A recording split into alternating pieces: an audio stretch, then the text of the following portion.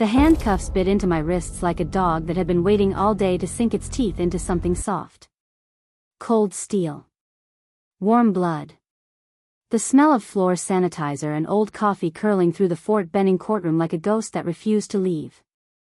Guilty on all counts.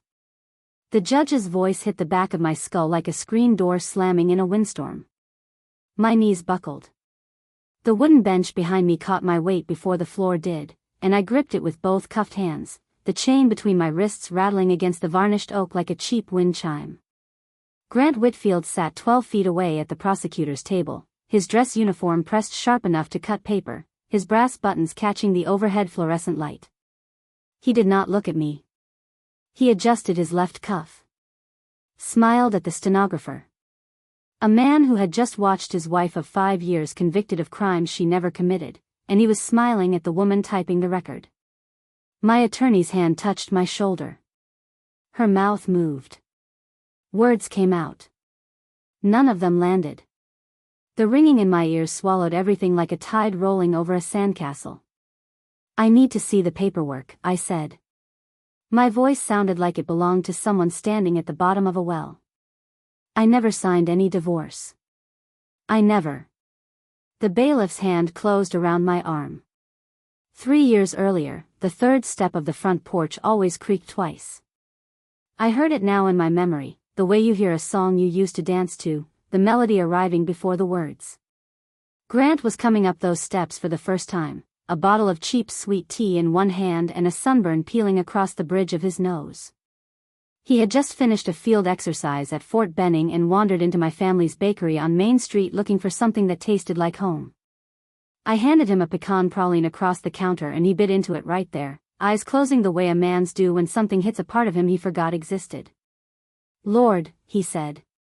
That's what Sunday felt like when I was a kid. My mother watched from the kitchen doorway, her flour-dusted hands folded across her apron. She said nothing. But her eyes tracked him the way they tracked a stray dog that looked friendly enough but might bite. I was 39 years old and had been running that bakery since my father's heart quit on him in the back room 7 years prior.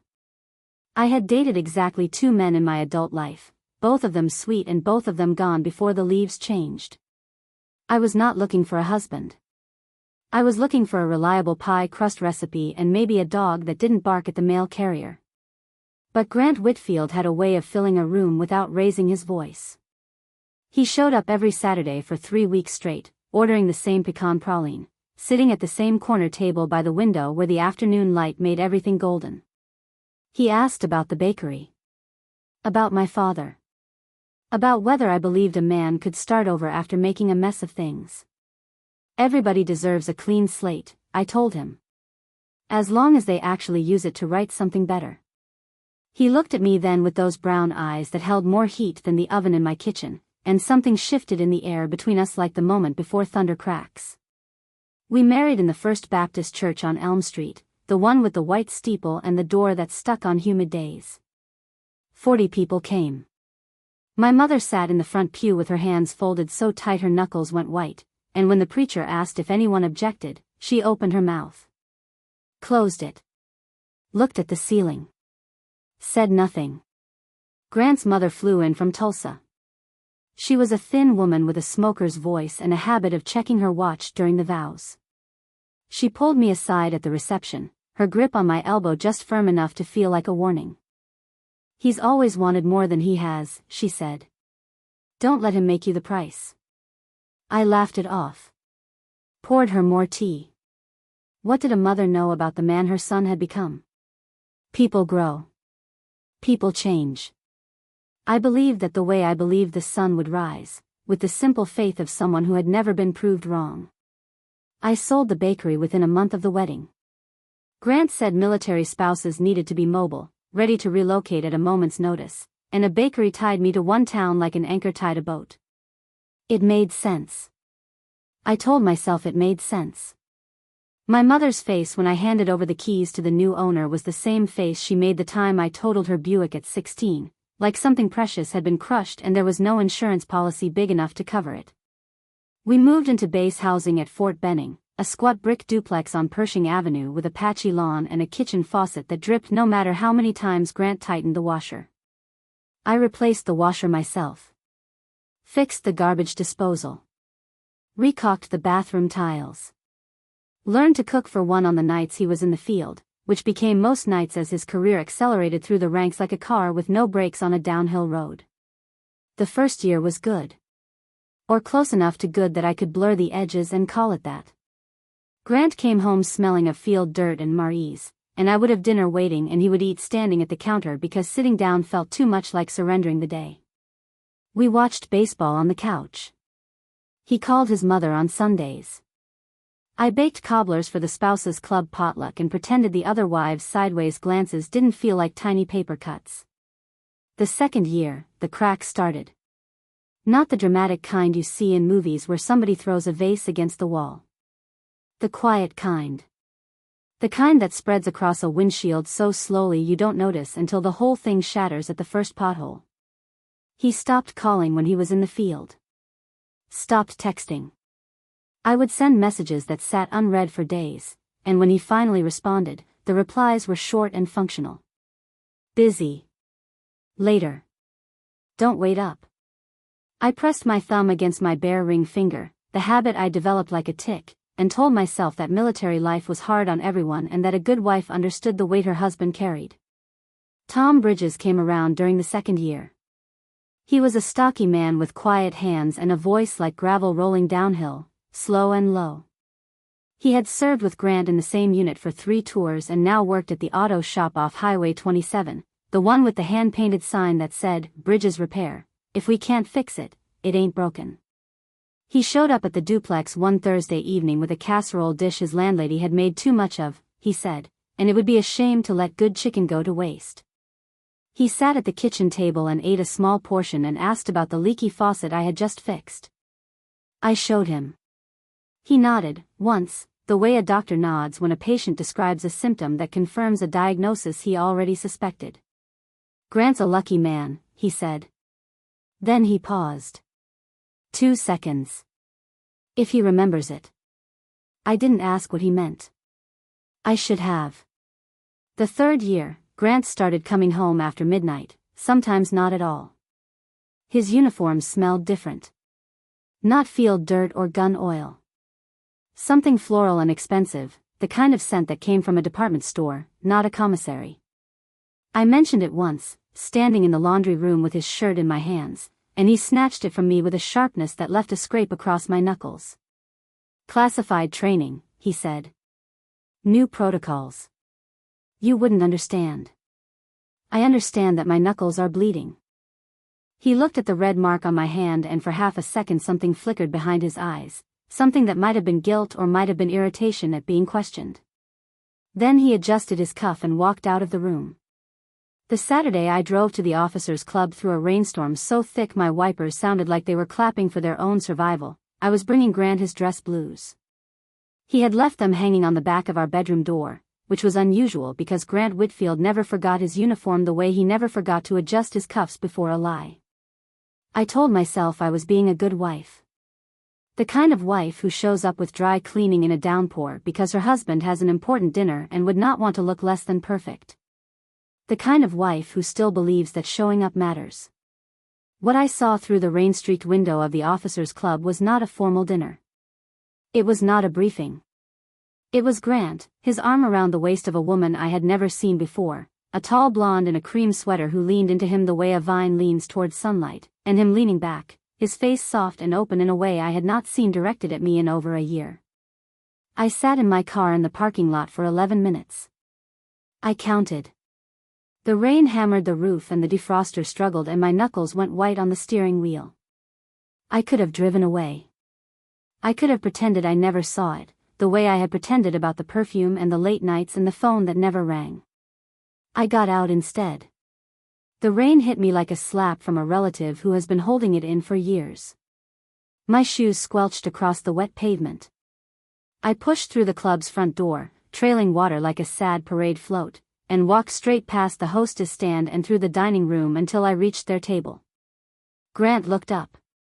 His arm did not move from her waist. "What are you doing here?" His voice was calm. Controlled. The voice he used with subordinates who had made a minor error. You're making a scene. Who is she? Catherine Aldridge. The colonel's daughter. He adjusted his cuff.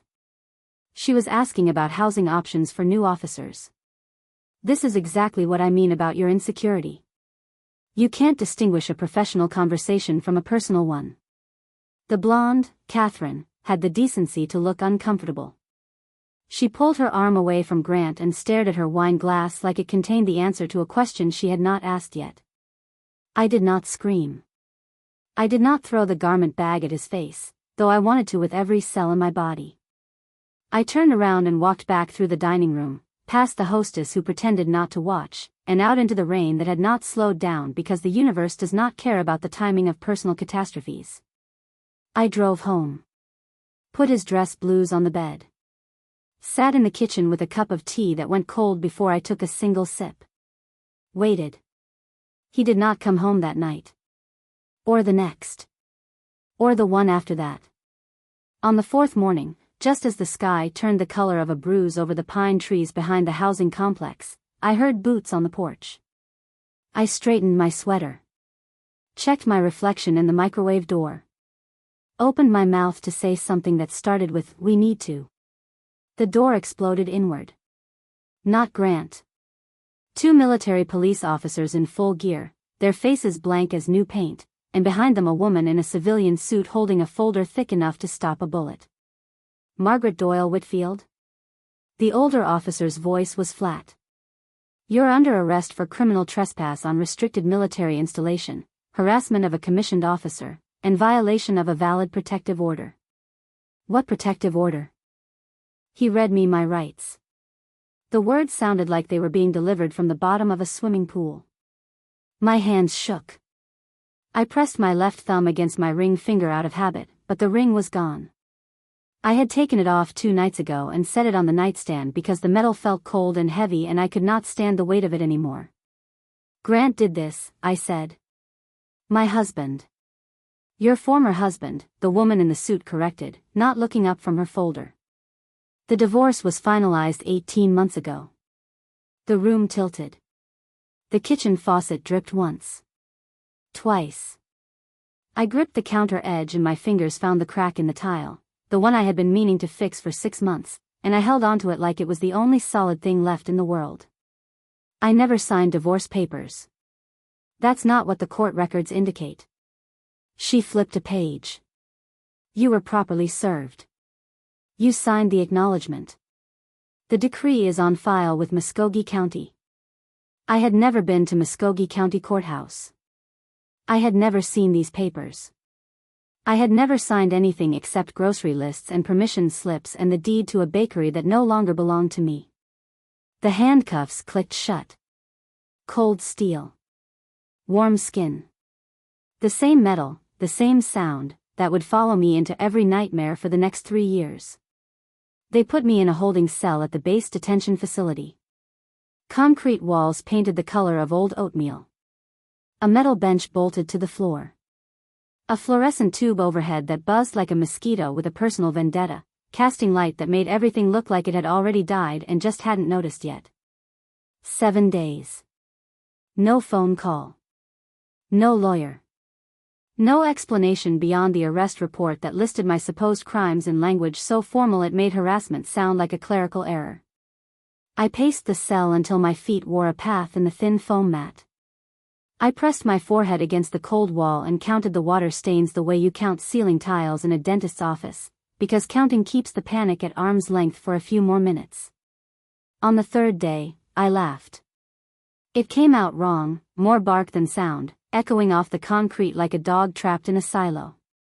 I was sitting on the metal bench with my knees pulled up to my chest, and the absurdity of it all hit me at once. My husband, the man who used to close his eyes over pecan pralines, had divorced me without telling me, married the colonel's daughter, and had me arrested for showing up at my own house. If this were a movie, I would have walked out and demanded my money back. Plot's too thin, I said to the buzzing light. Nobody would believe this. The light did not respond. It just buzzed, steady and indifferent, the way the world always is when you need it to flinch. The court-martial convened on day 8. I was escorted into a room that looked like a high school auditorium repurposed by people who thought folding chairs constituted interior design. Rows of officers in dress uniforms filled the benches, their faces set in the neutral expression military people learn to wear the way they learn to shine shoes, with precision and zero warmth. Grant sat at the plaintiff's table. Catherine Aldridge sat beside him, her hand resting on his forearm, a gold band on her finger that caught the light every time she moved. She looked composed and soft and just fragile enough to make me look like the villain by comparison. The prosecutor stood and read the charges. Stalking. Trespassing. Harassment. Violation of a protective order. He submitted blurry photographs that showed me standing outside the officers' club on the night of the rainstorm, looking, I had to admit, exactly like a woman who had lost her mind. Your Honor, I am still legally married to Major Whitfield, I said. My voice cracked on his name like a footstep on thin ice. There is no valid divorce. I have the marriage certificate. The judge, a silver-haired colonel with reading glasses perched on his nose, gestured for me to approach. I pulled the folded document from my jacket pocket, the paper soft and creased from being handled too many times in too many sleepless hours. I had kept it in the same drawer as my father's watch and the deed to the bakery I no longer owned, because some pieces of paper are the only proof you have that a thing actually happened. He examined it. Frowned. Turned to Grant. Major Whitfield, the plaintiff's marriage certificate appears to be in order. Grant rose. Adjusted his cuff. Your Honor, the marriage did occur. However, the defendant and I dissolved our union 18 months ago through mutual agreement. The divorce decree, bearing her signature and notarized acknowledgement, is on file with the court. He placed a folder on the judge's bench. Thick. Official. Stamped with a seal that looked genuine from across the room. I never signed that, I said. The words came out too fast, too desperate, the way they always do when truth sounds less convincing than a well-constructed lie. That document is forged. Mrs. Whitfield. Doyle. My name is Maggie Doyle. It has always been Maggie Doyle, and I did not sign any divorce papers because I did not get divorced. The judge studied the signature on the decree. Then he studied my face. His reading glasses magnified his eyes just enough to make them look like they could see through walls. I'm ordering a forensic handwriting comparison, he said. 30-minute recess. In the holding room during the recess, I sat with my back against the wall and my hands flat on the table, pressing down hard enough to stop the shaking. The fluorescent tube here buzzed at a slightly different pitch, a B-flat instead of a B-natural, and I focused on that tiny difference because focusing on anything larger would crack me open like a dropped egg. How had he done it? The question circled like a vulture. How do you divorce someone without their knowledge? How do you file papers, get a seal, produce a signature, and make it all stick? Then I remembered the training program. 18 months ago, Grant had come home excited for the first time in months, his face bright with something that looked like enthusiasm but now I saw was calculation. He had found a professional development course for military spouses, a 6-week program in Atlanta that would teach resume writing and interview skills and all the things a woman might need if she ever found herself starting over. You deserve this, he had said. You gave up your career for me. Let me give something back. I went to Atlanta. I sat in classrooms and updated my resume and drank bad coffee in hotel lobbies and called home every night to a phone that rang and rang and rang. When I came back, Grant was different. Not warmer. Not colder.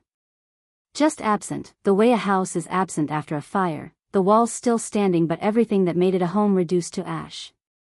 He had 6 weeks. 6 weeks with an empty house and a wife 3 hours away and nobody asking questions. 6 weeks to forge a signature, bribe a clerk, file a document, and make a marriage disappear the way my bakery had disappeared, quietly and with all the proper paperwork. The forensic analyst returned. Her voice was steady and clinical, the voice of someone who delivered facts for a living and had long since stopped being surprised by what those facts revealed. The signature on the divorce decree does not match the defendant's known handwriting samples. The ink composition is consistent with a document produced within the last 90 days, not 18 months ago. The notary stamp has been verified as fraudulent. The room went still. Grant's face did not change, not one muscle, not one flicker. He sat with his hands folded on the table and his posture perfect and his expression as calm as a Sunday morning, because Grant Whitfield had never once in his life been caught without a backup plan. I exhaled. My whole body exhaled, a release so sudden and complete that my shoulders dropped 2 inches and my hands uncurled from the fists I had not realized I was making. The truth was out. The lie was exposed. Whatever came next, this one piece of the world had been set right. Then Grant stood up. He held a document in his hand, a single sheet of paper with a red seal in the corner, and he raised it the way a prosecutor raises a murder weapon for the jury to see. Your Honor, I must submit additional evidence that bears directly on the defendant's credibility and motive. He adjusted his cuff. During the course of our marriage, the defendant conceived and bore a child fathered by another man. She abandoned the infant shortly after birth and concealed the existence of this child from me for the duration of our marriage. The courtroom murmured. A wave of sound that rose and fell like wind through a gap in a door. I have a certified DNA test confirming the child's paternity, hospital records documenting the birth, and a sworn statement from the attending physician. My ears rang. A child. I had never been pregnant. I had never felt a kick beneath my ribs, never held a newborn in my arms, never heard a first cry in a delivery room. There was no baby. There was no memory of a baby.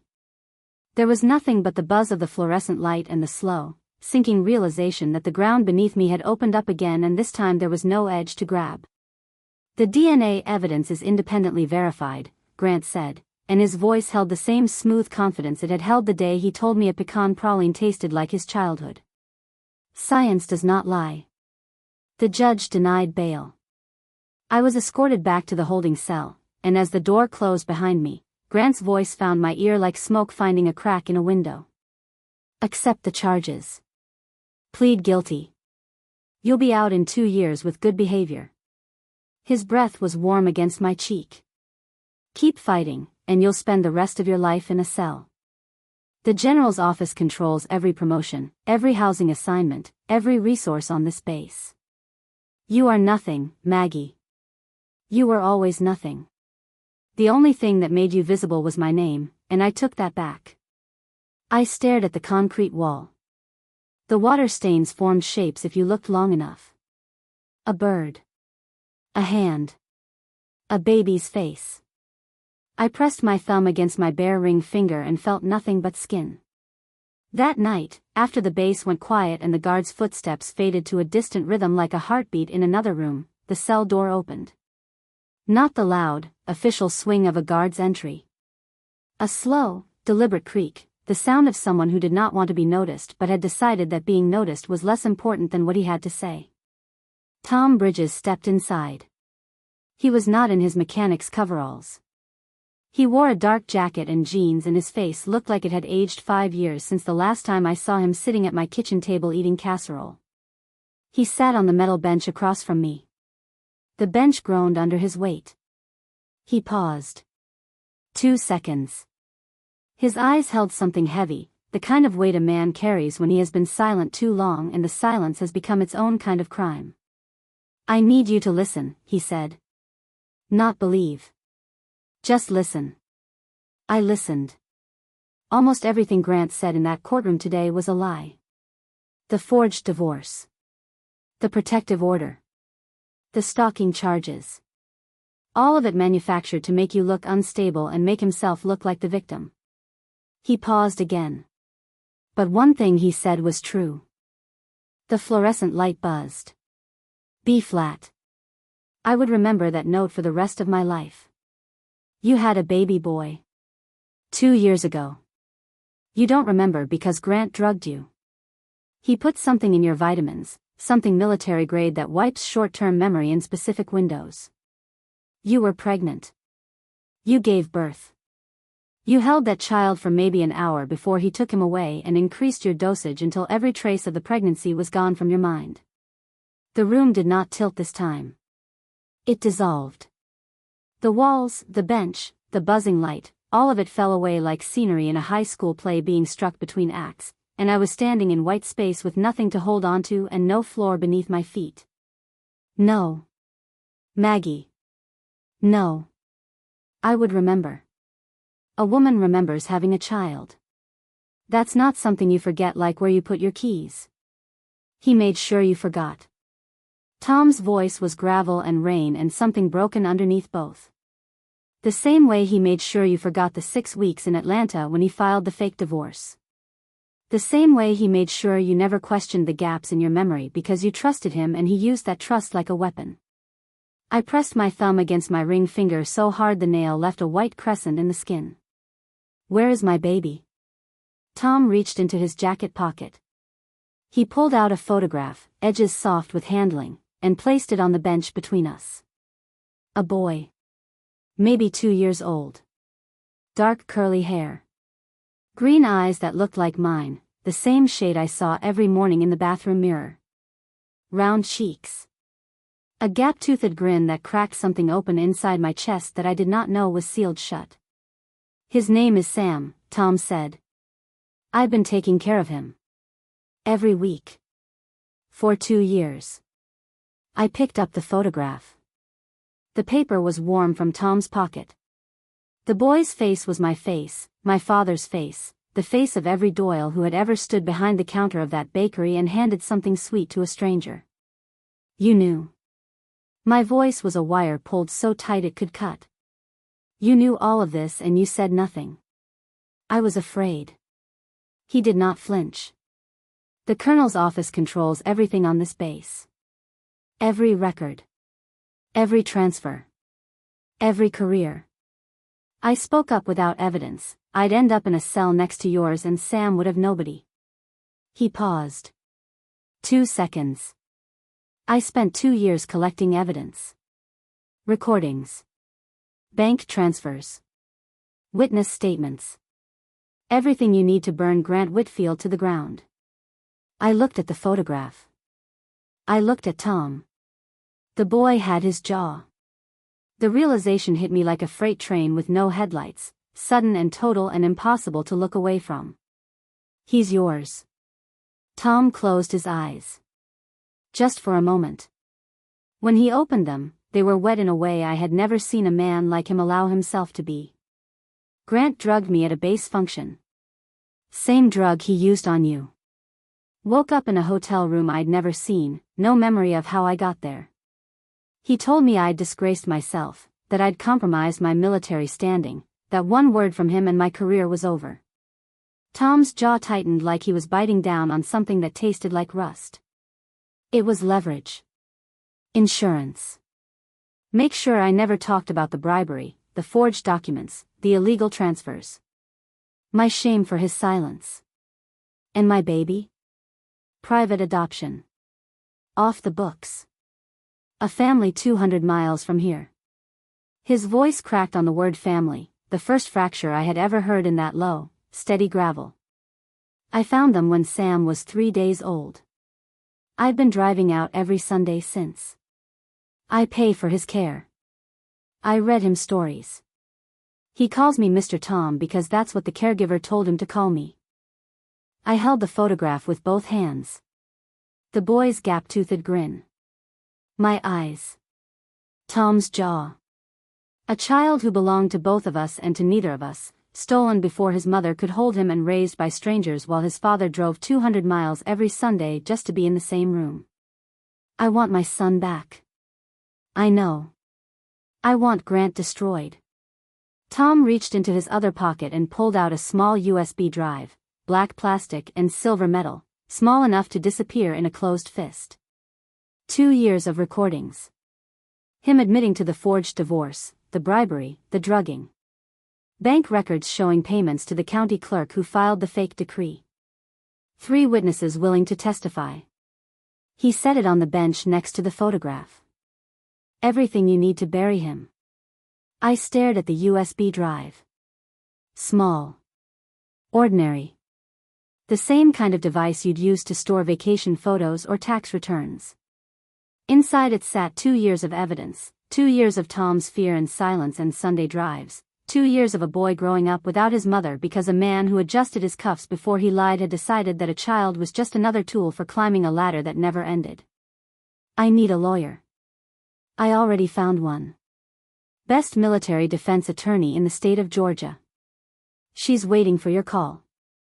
I looked at Tom Bridges, this quiet man with gravel in his voice and grease under his fingernails, who had sat at my kitchen table and eaten casserole and said, "Grant's a lucky man if he remembers it," and I understood now what he meant. He had been trying to tell me. In the only way he could, with the only words that were safe, he had been trying to tell me that the man I married had forgotten that luck was something you earned, not something you stole. "Tell me everything," I said. "From the beginning." And he did. He told me about the night of the Christmas party, 2 years ago, the one at the officers' club with the paper snowflakes taped to the windows and the bar serving eggnog strong enough to strip paint. Grant had handed Tom a drink, something amber and warm, and Tom had taken it because you take drinks from your brothers in arms, because you trust the man who covered your back in Kandahar, because the alternative is a world where loyalty means nothing and a handshake is just a setup. He woke up in room 214 of the Liberty Inn with a headache that felt like a horse had kicked him between the eyes and no memory of the previous 6 hours. The hotel receipt was in Grant's name. The room had been paid in cash. And somehow, through a chain of events that Tom still could not fully reconstruct because the drug had done its work too well, he and I had ended up in that room together while I was in a state that I could not consent to and he could not remember entering. Grant photographed everything, Tom said. His hands were in his pockets now, his shoulders hunched like a man carrying a load he had never been built to hold. Not for evidence. For leverage. He told me that if I ever spoke about his side deals, his forged paperwork, his relationship with the colonel's daughter, those photos would find their way to my commanding officer and my career would end before my next cup of coffee. I stared at the photograph of Sam. My son. A child created in a moment neither of us could remember. Conceived in a trap designed by a man who saw people the way a chess player sees pawns, useful until they block your path and then expendable. He was already planning the divorce before Sam was born, Tom continued. Catherine Aldridge had taken an interest in him at the autumn gala. The colonel's daughter. You understand what that meant to a man like Grant. A direct line to the top. A family name that opened every door on the base. He just needed to get rid of you first, cleanly, quietly, without a scandal that would follow him up the ranks. So he sent me to Atlanta. 6 weeks. Enough time to file the papers, bribe the county clerk, and set up a narrative where you were the absent wife who abandoned the marriage. Tom paused. 2 seconds. He paid a clerk named Daryl Fouch $3,000 in cash to process the decree without verification. I have the bank transfer records. Fouch was fired from the courthouse 6 months later for an unrelated embezzlement charge. He's willing to testify in exchange for a reduced sentence recommendation on his own case. The pieces clicked into place like a lock finding its key. Every strange moment, every gap in my memory, every morning I woke up feeling like I had lost something I could not name. The headaches I blamed on stress. The vivid dreams that faded within minutes of waking, dreams of a baby crying in a room I did not recognize. The months after I returned from Atlanta when my body felt different in ways I could not articulate, my clothes fitting wrong, my energy drained, my skin carrying a faint smell of hospital antiseptic that I attributed to the base laundry detergent. He was drugging me the whole time, I said. Not a question. Your daily vitamins. He replaced the capsules. The drug is called cycloral. Experimental. Developed for classified field operations to suppress traumatic memories in soldiers returning from high-stress deployments. Tom's voice was clinical now, because clinical was safer than emotional and he had learned that lesson the hard way. He dosed you during the pregnancy to suppress your awareness of it. Then he increased the dosage after Sam was born to erase the birth entirely. You were in and out of a military hospital in Phoenix City under a pseudonym. He checked you in as a Jane Doe suffering from acute postpartum psychosis. The staff never questioned a major's orders. A Jane Doe. In a hospital 11 miles from my own home. Giving birth to a child I would never remember holding, in a bed I would never remember lying in, under a name that was not my own. The anger that rose in me then was not hot. It was cold and sharp and patient, the kind of anger that does not burn out but cuts deeper with every breath. Margaret Vance came to see me the next morning. She was 53 years old, tall and angular, with silver-streaked auburn hair pulled back in a French twist that looked like it could double as a weapon in an emergency. She wore a navy blazer over a white blouse and carried a leather briefcase that had seen better decades, its corners worn soft from courtrooms across 4 states. She sat across from me at the metal table in the interview room and opened the briefcase without saying hello. Papers spread across the surface like a surgeon laying out instruments before an operation. She did not look at me until she was ready. "Margaret Doyle," she said. Not a question. A confirmation. "Maggie. Maggie." She folded her hands on top of the papers. Her eyes were the color of creek water in January, cold and clear and deep enough to hold more than they showed. "I'm going to ask you one question and I need you to answer it exactly as I ask it, without elaboration, without emotion, without the understandable desire to convince me of something I already believe. Can you do that?" "Yes." "Did you ever, at any point, willingly sign a document dissolving your marriage to Grant Whitfield?" "No." She nodded once, the kind of nod a carpenter makes when the level reads true, and closed the briefcase. "Then we win," she said. "The rest is just volume." She stood, tucked the briefcase under her arm like a football, and walked to the door. Then she stopped and turned back with something that was not quite a smile on her face but occupied the same neighborhood. "One more thing.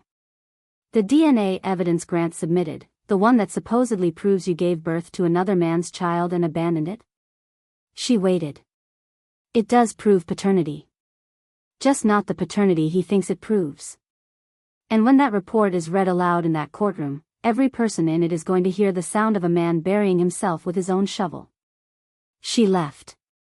The door clicked shut behind her with the same finality as the handcuffs had clicked on my wrists 8 days ago, except this click did not close something. It opened it. The second court-martial convened 3 days later. I walked into the same courtroom, past the same wooden benches, under the same fluorescent lights that buzzed their indifferent B-flat hymn. But the air was different this time, charged with something that had not been there before, a current running beneath the surface like a river under ice, waiting for the thaw. Grant sat at the same table. Catherine sat beside him, her cream sweater replaced by a pale blue dress, her hand still on his forearm. She looked calmer this time, more assured, like a woman who had been told the ending and believed it was already written. I sat at the defense table. Margaret Vance sat beside me. Her briefcase was open. Her papers were arranged. Her creekwater eyes held the courtroom the way a lighthouse holds a coastline, steady and unmoved by the weather. The prosecutor repeated the same charges. The same photographs. The same narrative of a delusional, obsessive woman who refused to accept the end of her marriage.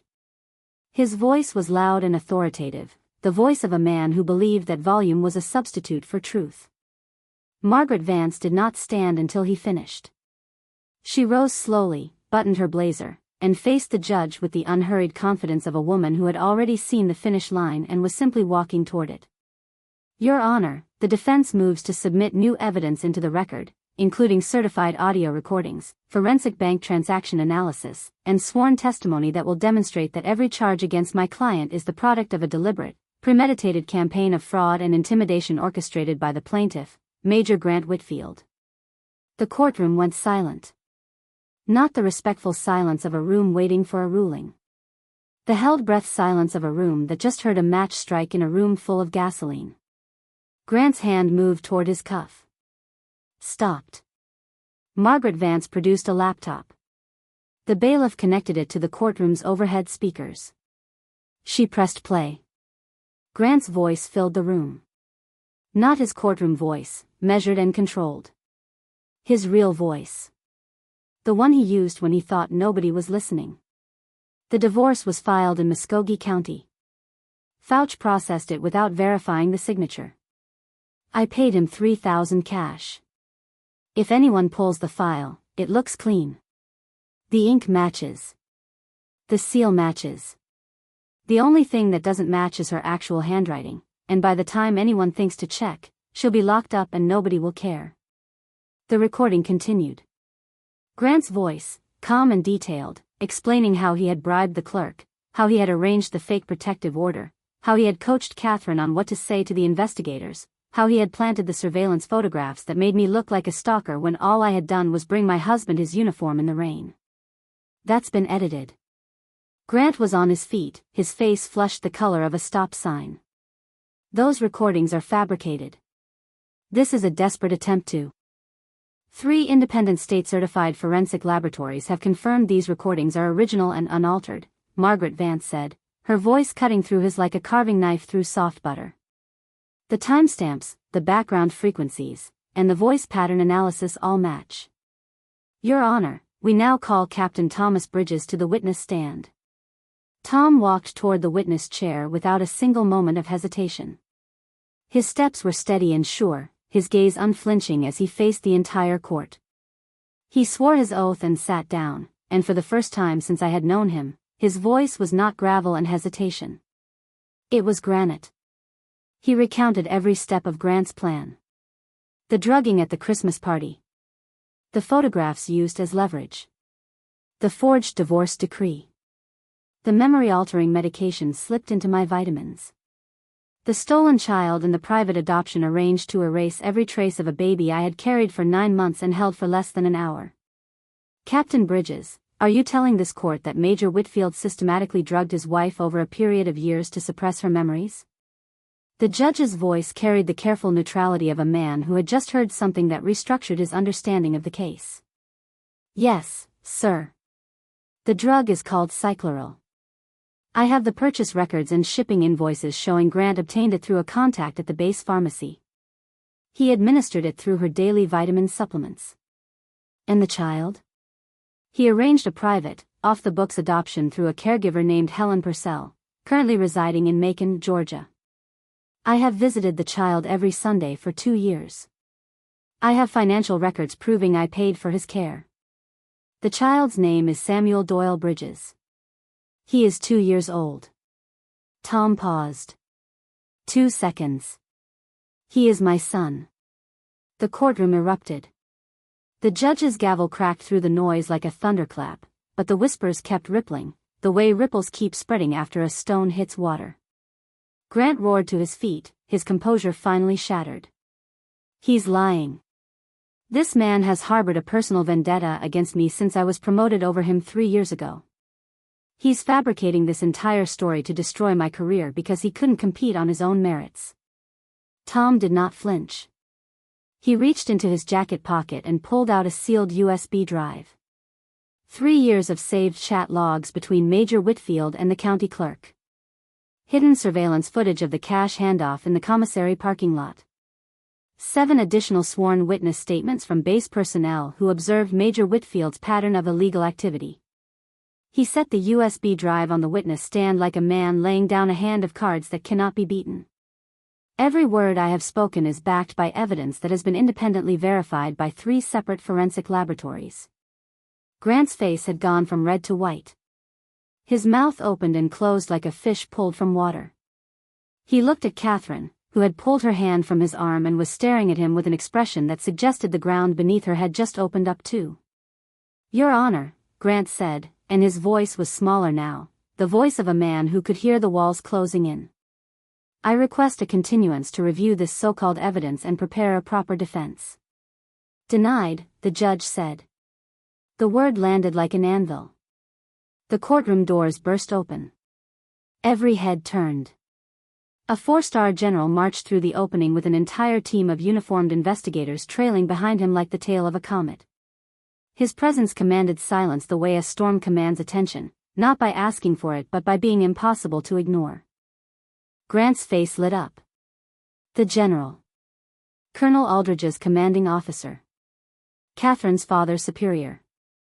The man who controlled every promotion, every assignment, every resource on this base. Surely he was here to put an end to this circus, to restore order, to protect the reputation of the officer corps from the accusations of a disgraced mechanic and a desperate woman. But the general's eyes did not find me. They found Grant. And they were not the eyes of an ally. They were the eyes of a man who had just finished reading a report that made his blood run cold. "I have completed an independent investigation into every allegation raised in this courtroom," the general announced, his voice carrying the weight of 4 stars and 50 years of service. "Every crime described by Captain Bridges has been verified and confirmed with tangible evidence. Major Whitfield deliberately deceived Catherine Aldridge, forged their marriage certificate to gain access to Colonel Aldridge's influence, and used the Aldridge family's military reputation for his own selfish career advancement." Catherine made a sound. It was not a scream or a sob. It was the sound of something breaking very quietly, like a teacup dropped on a carpeted floor, the damage done even though the noise was small. "I am submitting all compiled evidence to the Military Review Board," the general continued.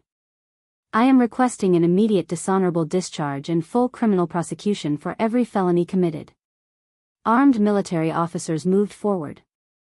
The handcuffs that had once bitten into my wrists now clicked shut around Grant's, the same cold steel, the same sharp sound, except this time the metal was closing on the hands that deserved it. His face crumbled.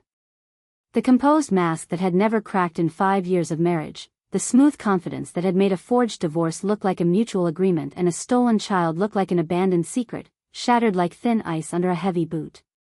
He screamed. He thrashed. He called for Catherine, for the colonel, for anyone who might still believe the version of the story where he was the hero. Nobody moved. The courtroom watched in silence as Grant Whitfield was dragged through the same doors he had walked through with a smile on his face an hour earlier, and the only sound was the rattling of chains and the buzz of a fluorescent light that had witnessed every version of the truth and never once blinked. Catherine sat frozen in her seat. Her face was the color of printer paper. Her gold wedding band caught the overhead light one last time, and then she pulled it off her finger and set it on the table with a small, final click, the way you set down something that has lost all its value. The judge dismissed the charges against me. All of them. Every count, every accusation, every fabricated crime erased from my record with the stroke of a pen. The gavel came down and the sound it made was not the sound of a door closing. It was the sound of a cell opening. I stood in the empty courtroom after everyone left. The wooden benches held the ghosts of every person who had sat in judgment of me. The fluorescent light buzzed its B-flat hymn, steady and indifferent, the same note it had buzzed in my holding cell, the same note it would buzz in every institutional room I would ever walk into for the rest of my life. Margaret Vance touched my arm. "Your son is waiting outside." I walked through the double doors and into the sunlight. The Georgia afternoon hit me like a warm hand on a cold shoulder, and for a moment I just stood there, breathing air that did not smell of sanitizer and concrete, blinking against light that did not buzz. A black SUV was parked at the curb. Tom stood beside it with his hand on the rear door handle. He opened it slowly, carefully, the way you open a door when something precious is sleeping on the other side. A boy sat in a padded safety seat. Dark curly hair. Green eyes that caught the sun and threw it back in shades I knew from my own mirror. He tilted his head. Studied my face with the frank, unguarded curiosity that only children and dogs possess. "Are you my mommy?" I dropped to my knees on the concrete. The rough surface bit through my pants and I did not care. My arms opened and a small, warm body leaned into them, and the weight of him against my chest was the weight of every missing piece clicking into place at once. I pressed my face into his hair. He smelled of strawberry shampoo and sunshine and something that had no name, something that was simply and entirely Sam. My son. My baby. The child I had carried without knowing, birthed without remembering, and mourned without understanding why. "Hi, sweetheart," I said. My voice broke on the second word and I let it. "Some things are worth breaking for." Tom leaned against the SUV and said nothing. His hands were in his pockets. His eyes were wet but his jaw was set, and I understood then that this man had spent 2 years driving to Macon every Sunday to read stories to a child he could not claim, paying for care he could not publicly acknowledge, guarding a secret that had nearly swallowed him whole, and he had done all of it without asking for a single thing in return. I lifted Sam onto my hip and walked to the passenger side. Tom opened the door for me, a small, automatic gesture that carried no expectation and no weight. Sam curled against my chest, his tiny fingers finding the collar of my shirt and holding on with the fierce, trusting grip of a child who has finally found the person he was looking for. "Mommy," Mr. Tom reads me the Spider song. The itsy bitsy one. Does he sing it good? He sings it funny. He does the voices wrong. I looked at Tom in the driver's seat. His ears were red.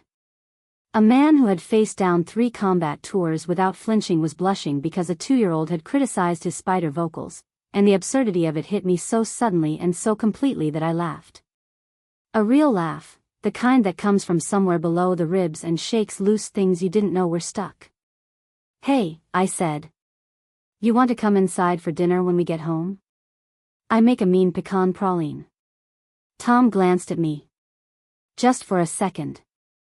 Then back at the road. "I'd like that," he said. We drove south through the Georgia afternoon, past pine forests and strip malls and church signs with clever sayings and gas stations selling boiled peanuts, and Sam fell asleep against my chest before we hit the highway, his breathing slow and warm and steady, a small metronome counting out the first peaceful moments of the rest of our lives. The apartment on Maple Street was the same one I had rented before the marriage, a narrow second-floor unit above a laundromat with a kitchen window that overlooked a parking lot and a magnolia tree that dropped its petals every June like white confetti. The 3rd stair creaked twice when I climbed it, the same creak it had made the first time Grant walked up those steps with a bottle of sweet tea, and I stepped over it this time without looking down. Sam's eyes traveled slowly across every corner of the small living room. The faded couch. The knit blanket my mother had made. The wooden bookshelf I had bought at a yard sale for $8. He clutched my finger and patted across the floor toward the bay window, his nose leaving a small smudge on the glass as he pressed it against the pane. "This house feels warm, Mommy. It's our house now, baby." Tom carried a small bag of Sam's things from the car. Clothes. A stuffed elephant with one ear sewn back on. 3 board books so chewed at the corners they looked like they had survived a war. He set the bag inside the door and lingered in the entryway, his hands unsure of where to go, the way a man's hands are when they want to stay but don't know if they're welcome. "I should go," he said. "Give you both some time." "Tom." I said his name and he stopped, one hand on the doorframe, his back to me. "Thank you. For Sam. For the recordings. For showing up in that cell when you didn't have to." He nodded once. "I'll stop by tomorrow morning with updates from Margaret Vance. Julian's sentencing hearing is next week." He paused. 2 seconds. "Get some sleep, Maggie. You've earned it." He left. The door clicked shut behind him, soft and final, and I was alone with my son for the first time in 2 years. I knelt on the wooden floor and wrapped both arms around Sam, and he leaned into me the way a candle leans into a match, drawn by something older and simpler than understanding. His small hand patted my back twice, the way I must have patted his when he was a baby I could not remember holding. "It's okay, Mommy. I'm here now." The words broke something open inside me that no amount of steel and concrete could have held. I cried. Not the choked, fighting tears of the courtroom or the silent, seeping grief of the holding cell. Real tears, warm and messy and unguarded, the kind that leave you lighter afterward, like a house after a rainstorm when the gutters finally drain. Over the following weeks, I learned the geography of my new life. Sam liked his oatmeal with cinnamon and would not eat it otherwise. He woke up at 6 every morning and stood at the window watching for the school bus even though he was too young to ride it. He called the magnolia tree outside the popcorn tree, because the white petals reminded him of the bowl I had made the first night we were home. I started seeing a therapist named Dr. Patel, a calm woman with reading glasses on a chain who let silence sit in the room like a guest rather than chasing it out with questions. She helped me map the gaps in my memory, 18 blank spaces where Cyclorel had done its work, and slowly, carefully, we began to fill them with the truth instead of the fog Grant had left behind. Tom came by 3 times a week. He fixed the leaky bathroom faucet without being asked, the same way he had fixed it 2 years ago when he sat at my kitchen table and ate casserole and said the thing about Grant being lucky if he remembered it. He never stayed for dinner unless I asked. He never touched me without warning. He never once said the word love or future or together, because Tom Bridges understood something that Grant Whitfield never had, that trust is not something you take, it is something you wait for. One Sunday afternoon at the community park, Sam wriggled free from my lap and ran across the grass toward Tom, who was sitting on a bench reading a newspaper he was not actually reading because his eyes kept tracking the little boy on the swings. "Mr. Tom. Push me." Tom folded the paper. Walked to the swings. Pushed Sam until the boy's laughter rose above the trees and scattered a flock of sparrows from the power line overhead. On the backswing, Sam shouted something that made Tom stop mid-push. "Papa. Push higher, Papa." Tom's hand stayed on the chain. His shoulders went still. He looked at me across the playground and I saw in his face the same thing I had felt when Sam first called me Mommy, the devastating, terrifying, beautiful weight of being chosen by someone who had every reason not to know your name. I pressed my lips together. Hard. The burn behind my eyes was a wildfire trying to break through a firebreak. But Sam was watching now, his small face turned toward me with the expectant patience of a child who has just given someone a gift and is waiting to see if they like it. I smiled. It was watery and crooked and probably looked like a mess, but it was real, and Sam grinned back with his gap-toothed face and swung his legs and shouted, "Papa, watch this," and Tom pushed him so high the chain went slack and the boy flew. Margaret Vance called on a Tuesday. I was folding Sam's laundry, tiny socks and pants so small they made my hands look like paddles, when the phone buzzed on the kitchen counter. "Major Grant Whitfield has been formally dishonorably discharged from the United States Army, effective immediately," she said, her voice carrying the crisp, professional satisfaction of a surgeon calling a successful operation. "He has been permanently stripped of all rank, retirement benefits, healthcare privileges, and government security clearances. The federal court has accepted all charges: document forgery, bribery of government officials, witness tampering, unlawful distribution of controlled substances, and wrongful criminal prosecution. The prosecution is seeking a minimum 15-year sentence in a maximum security federal penitentiary with no parole eligibility for the first 12 years. I set down the tiny sock. "And Catherine?" "Misdemeanor plea deal. 2 years supervised probation. Permanent ban from all military base events and government functions." She claimed she was unaware of the forged marriage certificate and the court believed her, mostly because the evidence supported it. Margaret paused. "She asked me to tell you she's sorry." I told her that was between her and her conscience and I was just the lawyer. I hung up the phone and stood in the kitchen for a long time, listening to the faucet drip and the magnolia petals fall and Sam singing the itsy bitsy spider to his stuffed elephant in the next room, getting the words wrong in the same places Tom did. Grant called once. "Collect, from the county jail." I almost didn't accept the charges, but something in me, maybe the same stubborn part that had refused to sign a divorce I never agreed to, picked up the phone. "Maggie." His voice was different. Smaller. The confident baritone reduced to something that sounded like it was coming through a tin can, which, technically, it was. "What do you want, Grant?" "I need you to understand why." "No, you need me to forgive you so you can feel better about yourself." "Those are different things." Silence. The kind that sits on a phone line like a cat on a windowsill, heavy and indifferent. "You were always too good for that bakery," he said finally. "Too smart. Too capable. I saw that the first day I walked in. I thought if I could just get you out of that small town, give you something bigger. You didn't give me something bigger, Grant. You took everything I had and called it a gift. The bakery. My name. My memory. My child." I pressed my thumb against my ring finger. The skin was bare. It would stay that way. You didn't lift me up. You just made sure there was nothing left for me to stand on so I'd have to look up at you. "Is Sam okay?" The question landed like a pebble in still water, sending ripples through something I did not want to feel. I closed my eyes. He's happy. He's healthy. He calls Tom Papa now.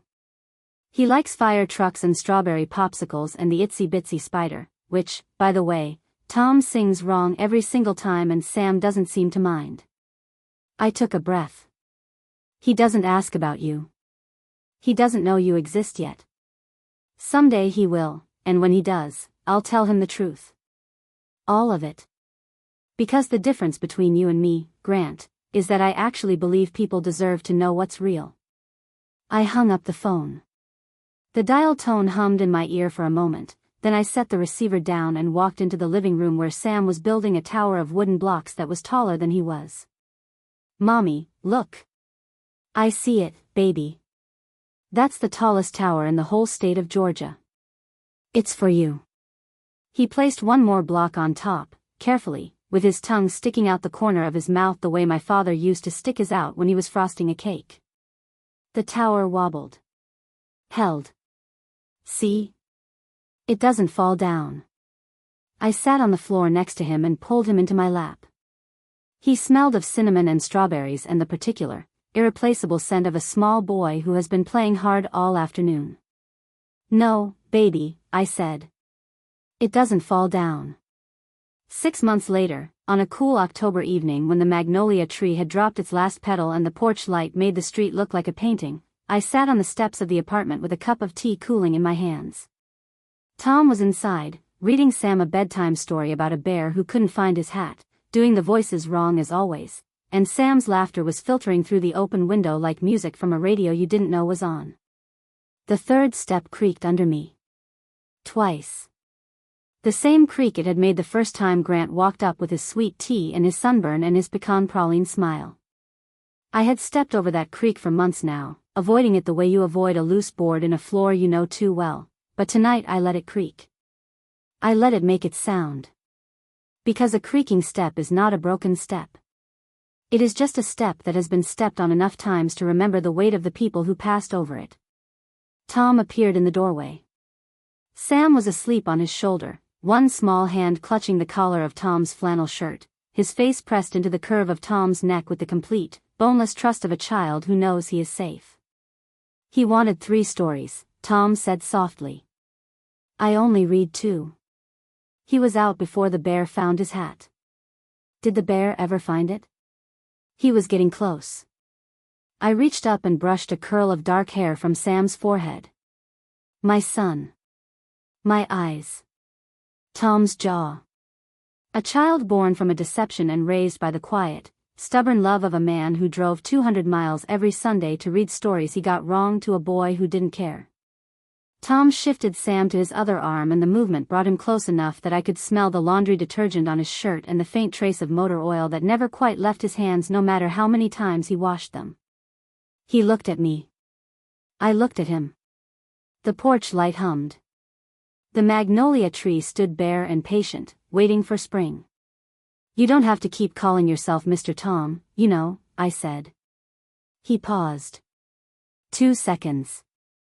What would I call myself? I don't know. But Sam already figured it out. Maybe you could catch up. The corner of his mouth twitched. Not quite a smile. The neighborhood of one. I leaned my head against the doorframe and listened to my son breathe, and the sound of it was the sound of every prayer I had ever sent into a concrete cell being answered in a language I was only just learning to speak. Not perfect. Not fixed. Still cracked in places that would never fully smooth over. But held. Finally, irrevocably held. The itsy-bitsy spider went up the water spout. Down came the rain and washed the spider out. Up came the sun and dried up all the rain. And the itsy-bitsy spider went up the spout again.